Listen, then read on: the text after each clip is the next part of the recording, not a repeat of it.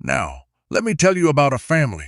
This was back in the winter of 1889, out past the Red River, Dakota Territory they called it then. Family of 6. And that spring, when the snow finally let go, the neighbors came around to check on 'em, and they found all of 'em, everyone, gone. And see, here's the thing that'll stick with you. That cabin was fine, wood stacked right up to the roof. Plenty to get 'em clear to April, door barred up tight against the wolves. They could hear 'em out there at night, you know.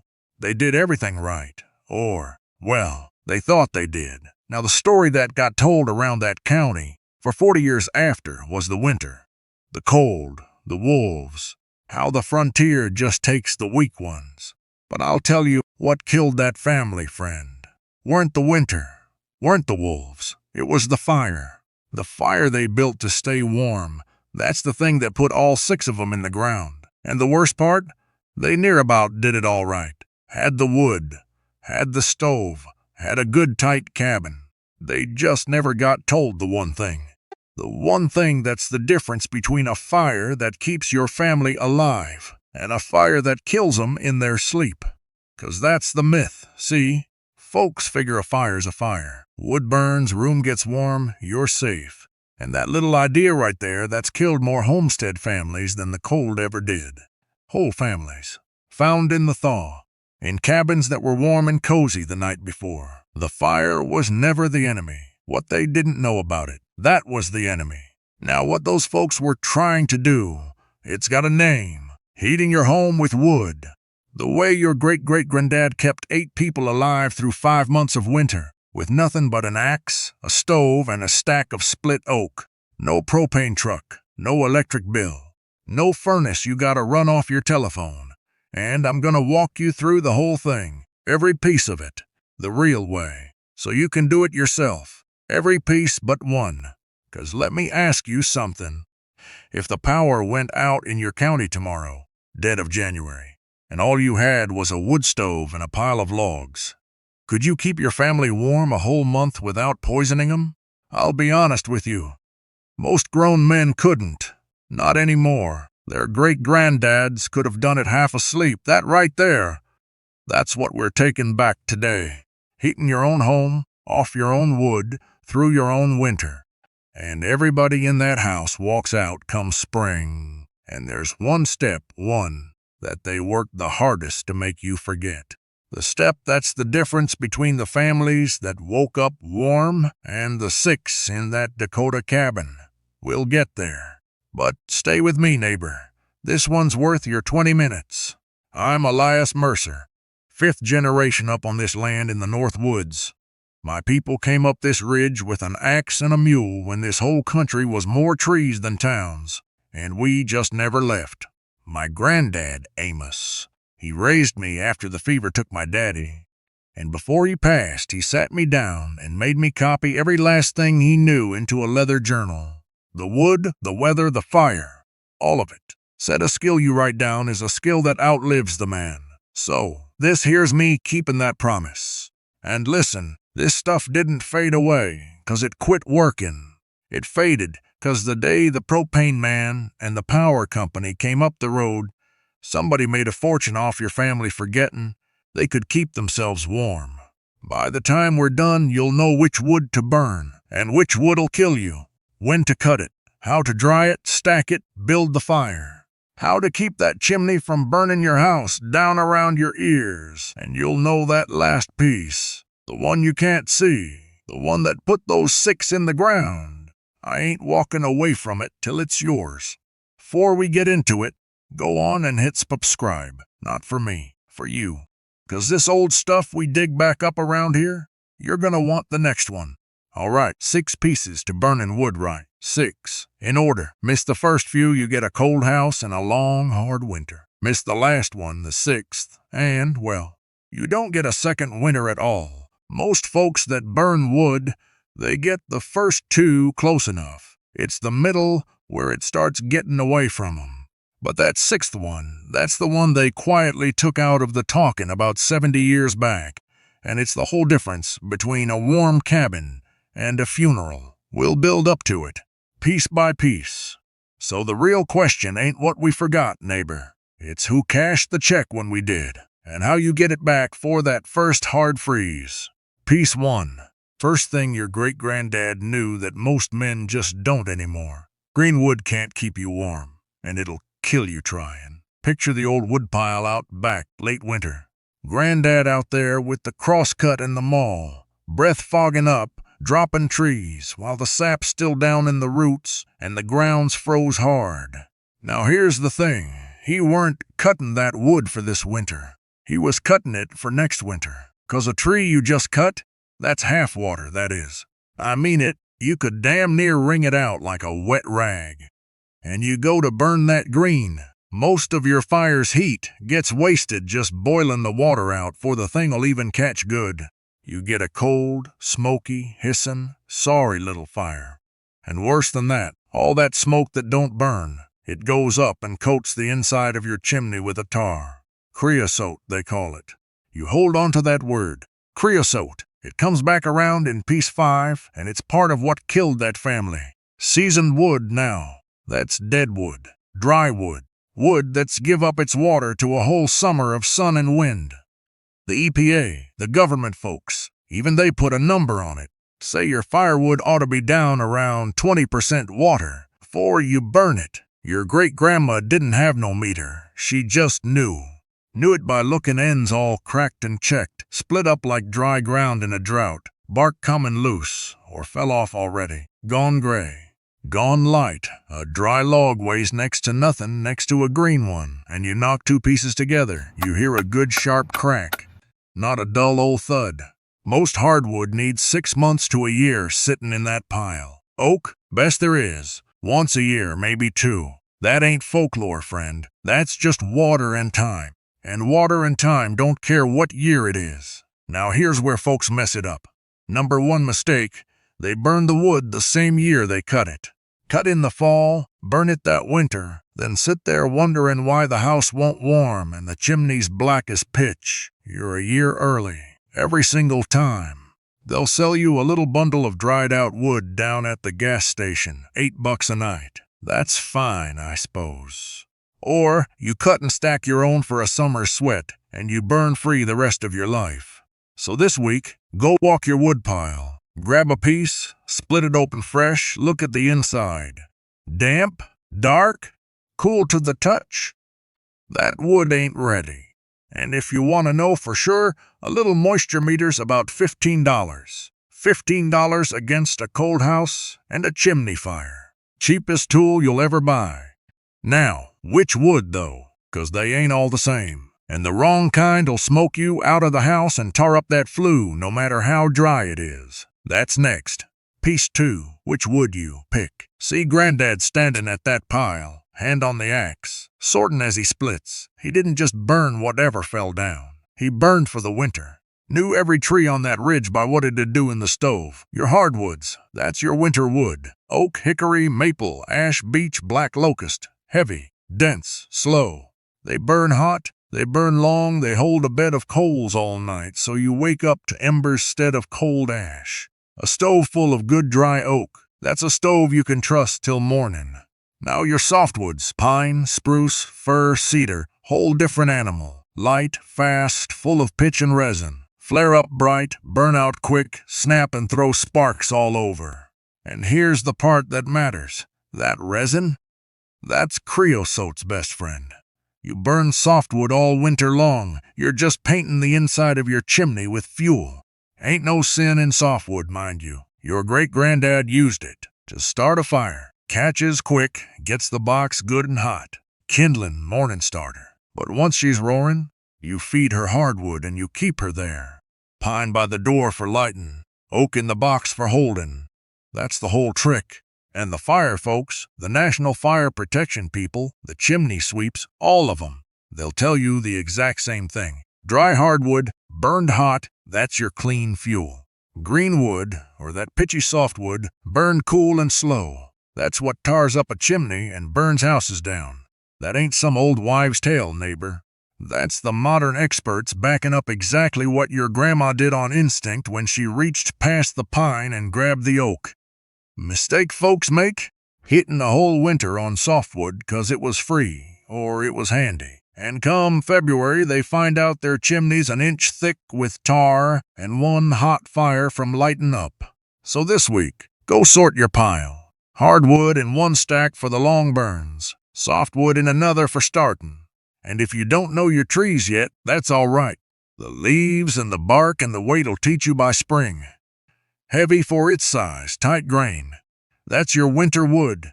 Now the wood's cut, it's dry, it's sorted. But how you stack it, that decides if it dries at all. And this is where 9 out of 10 wood piles go wrong. That's next. Piece 3, the wood pile itself. That pile ain't just a heap, neighbor. It's a machine. A machine for pulling the water out of your wood. And it only works if you build it right. Granddad's rules. And they ain't changed in 200 years. Up off the ground. Wood laying on bare dirt just sucks the wet right back up and rots from the bottom. Get it up on pallets, on some rails, a bed of gravel, anything to keep it off the earth. Top covered, sides open. And this is the one everybody gets backwards. You cover the top, keep the rain and snow off it, but you leave the sides wide open, both ends too, so the wind can walk right through there and carry that water away. Sun and wind. Stack it where the summer sun hits and the breeze runs through. You tuck a pile in some damp, shady corner, it'll still be green come November. And stack it loose, single rows. Air's gotta move between them pieces. Pack it in too tight, the inside never dries. Now the big mistake, the tarp. Folks buy one of them blue tarps and wrap the whole pile up tight. Top, sides, corners, the works, figuring they're protecting it. What they built is a sweat lodge. That tarp traps every bit of wet the ground and the wood breathe out. Wood never dries, it rots, molds, goes soft and punky and useless on you. You wrapped your firewood up in a raincoat and drowned it. Cover the top, never the sides. Say it back to yourself, a woodpile needs a hat, not a coat. 200 years of homesteads did it just exactly that way. And every forestry office in the country still teaches the same thing today. Off the ground, top covered, sides breathing, sun and wind. Cost you nothing but thinking about where you put it. So this week, go look at your stack. On the ground, is it? Tarp down to the dirt? Pull that tarp back to just the top few inches. Open them sides up to the air. And if it's sitting in the mud, get some pallets under there quick, for the whole pile's a loss. All right, now you got dry, dense, well-stacked wood. Time to burn it. And how you build that fire, that's where the danger starts creeping in. 'Cause the way most folks are taught to burn wood at night, that's the very way that Dakota family died. That's next. All right, pattern break, friend. Everything up to here, the drying, the wood, the stacking. Most folks that burn wood know some rough version of it.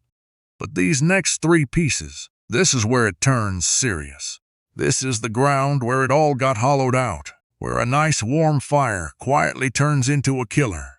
And that 6th piece I keep pointing you at, that's the one that put 6 people in the ground in a cabin that was cozy the night before. So stay with me now. Piece 4. The fire itself. Now here's an instinct that feels right, is dead wrong. It's cold. Wood's precious. You want that fire to last all night. So you load the stove up full, shut the air down to a little crack, and choke her down to a slow smoldering glow and crawl. Make it last, right? Stretch the wood. Every homesteader's had that thought. And it is the most dangerous thought in this whole video. See, a fire needs 3 things: fuel, heat, and air. You starve it of air, it don't stop burning. It just burns bad. It smolders. And a smoldering fire is a factory for the 2 things that'll kill you. It pumps that unburned tar up into your chimney, the creosote, and it makes that other thing.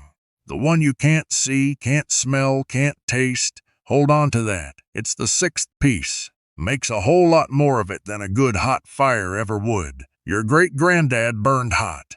Bright, roaring, clean fire that you feed regular. Not some banked-down smudge you strangle overnight. A hot fire burns up its own smoke, see? You want to look up and see clear heat shimmering off that chimney top. Not a big, thick gray cloud. Fire burning hot with plenty of air. That's a clean fire. And a clean fire is a safe fire.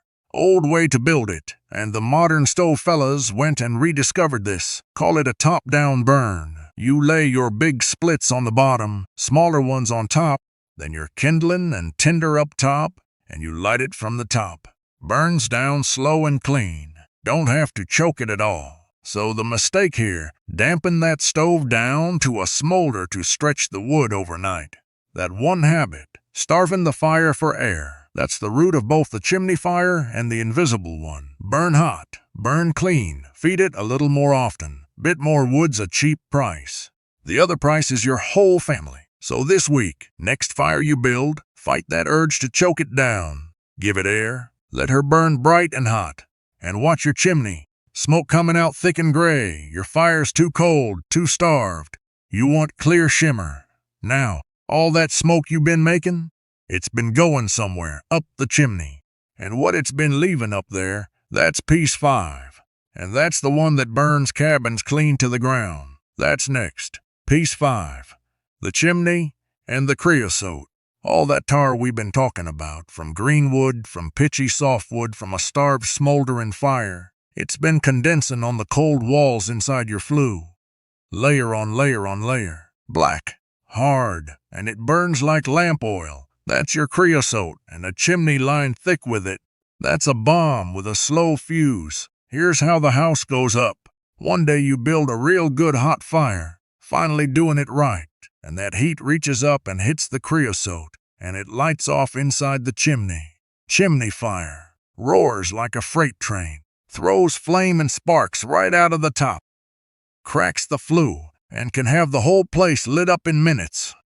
The fire departments in this country still run out to thousands of these every winter, and it's near always the same cause, a dirty chimney lined with tar. Your great-granddad knew that flue had to stay clean. Ran a weighted brush down it, or a bundle of chains, or a mess of briars tied to a rope, scoured that tar loose for it could build up deep. And the modern chimney folks, the Chimney Safety Institute, they say the same exact thing. Get your chimney looked at every year, and cleaned when it needs it. Once a season, 'fore you light that first fire of the fall. He knew a chimney's got a draft, too. Gotta pull that smoke up and out. Flue's cold or blocked, bird's nest, fallen brick, whatever, and that smoke don't go up, it comes back down, into the room, and that friend, that's the door into piece 6. So the mistake, never cleaning the thing. Burning season after season, letting the tar build up a half inch, a full inch, till one hot fire lights it off. Fella who'd never skip an oil change'll run a wood stove 10 years, and never once look up his own flue. They'll sell you a chimney inspection for a couple $100, and it's worth every penny. Or you learn to run a brush yourself, $30, $40 for the brush, and you check it every fall like Granddad did. Either way, you look up that flue for winter, every year. So this week, get up on a ladder, or grab a flashlight and a mirror, and look up in there. You see black buildup thicker'n the edge of a coin? Don't you light another fire till it's cleaned out. That ain't being fussy, friend. That's the difference between a warm cabin and a pile of ash. Now, we done everything. Dried the wood, picked it right, stacked it right, burned it hot, kept the chimney clean. 5 pieces. And this, right here, this is exactly where them 6 in the Dakota cabin were standing. Warm, snug, doing it right, and still dying in their sleep. 'Cause there's a 6th piece, and I told you at the start we'd get here. Pattern break. Everything you heard so far, a careful fella can figure out on his own. Wood, fire, chimney. It's hard won, but you can get there. What's coming now? That's the piece you can't. The one you'd see coming. Can't smell it, can't feel it. Not till it's already too late. The one that killed a whole family in a warm cabin. The one you can't see. Piece 6, the last one. The one that put 6 people in the ground out past the Red River. Carbon monoxide. Go on back to that cabin with me. Bitter cold out. Wolves in the tree line. So they did the natural thing, sealed the place up tight, chinked every crack, barred the door, loaded that stove full and damped her way down low to last the night. 'Cause the wood was precious and the night was long. And in that sealed up little cabin, starved smoldering fire, Flue not drawing right in the cold. That fire made carbon monoxide, and it had nowhere to go, so it came back into the room. See, carbon monoxide, that's what a starved fire gives off instead of clean heat, and it is the perfect killer. No color to it, no smell, no taste, no warning at all. Don't sting your eyes, don't catch in your throat. It just quietly takes the place of the air. You get sleepy, get a little headache. Figure it's just the cold. You lay down, and you don't get up. That family never smelled a thing. Weren't nothing to smell. They went to sleep in a warm room, and the fire they trusted breathed them out, one by one. Never even woke 'em. The cold couldn't get through them walls. The wolves couldn't get through that door. But the thing their own fire made, that walked right through all of it like it weren't even there. So here's the myth against the truth. Myth says a warm room's a safe room. Seal her up tight and stoke that fire. Truth is, a fire's gotta breathe, and so does the room. And the poison it can make is one you will flat never see coming. So how'd the ones that lived? How'd they live? Never sealed the room up airtight. A fire that's burning needs air coming in. And a house with a fire in it needs to breathe. Cracked window, a fresh air vent, a gap left open on purpose. Them old cabins that never lost a soul, they were a little draftier. And that draft's the very thing that saved 'em. Kept the flue drawing.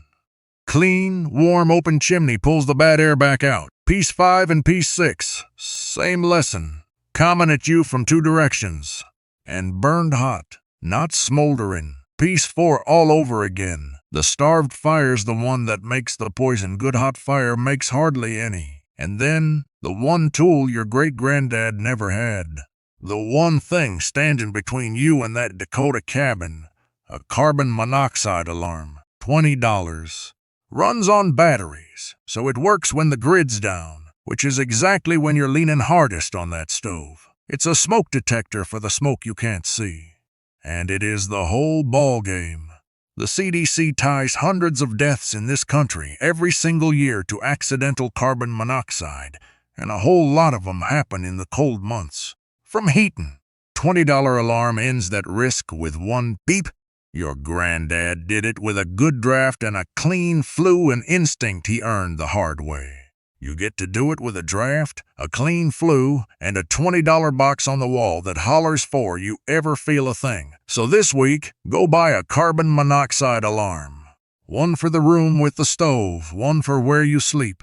And if you heat with any kind of flame, wood, propane, kerosene, gas, and you don't have one, that is the most important $20 you'll spend before this winter. That one little box is what stands between them 6 in the cabin and you.